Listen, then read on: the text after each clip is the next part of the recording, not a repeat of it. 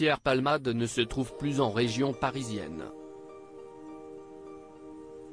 Selon les informations de BFM Télévisions, publiées ce mardi 25 avril, il a été transféré au sein du service de rééducation du CHU de Bordeaux.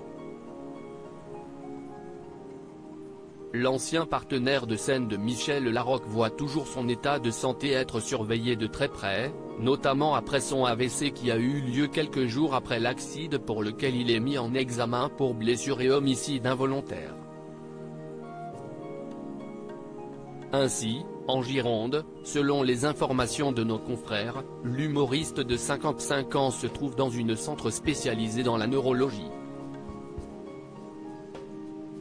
D'après Jean-Pierre Thierry, consultant santé de BFM Télévisions, il s'agit d'un endroit où se trouvent des acteurs de la rééducation et de la réadaptation de patients qui peuvent présenter des troubles neurologiques et d'handicap, et notamment après un AVC.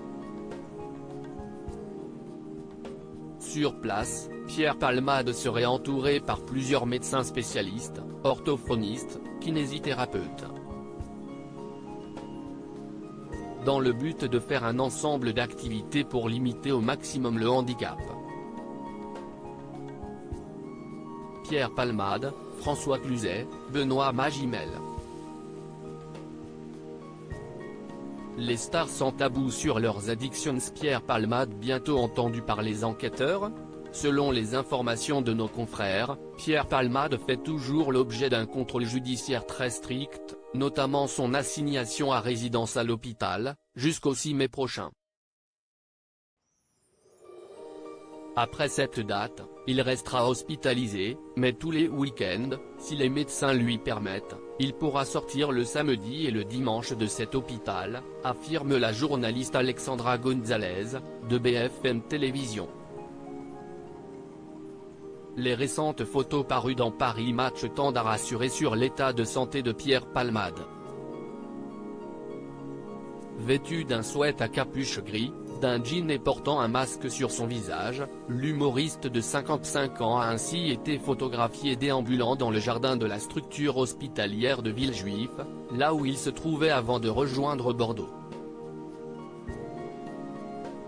Fin mars, nos confrères de France Dimanche avaient révélé que Pierre Palmade était incapable de marcher et ne parvenait à se déplacer qu'un fauteuil roulant.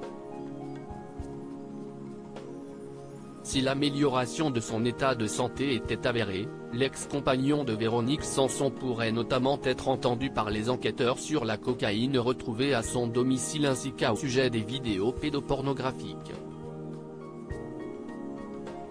Crédit photo, Jack Tribeca.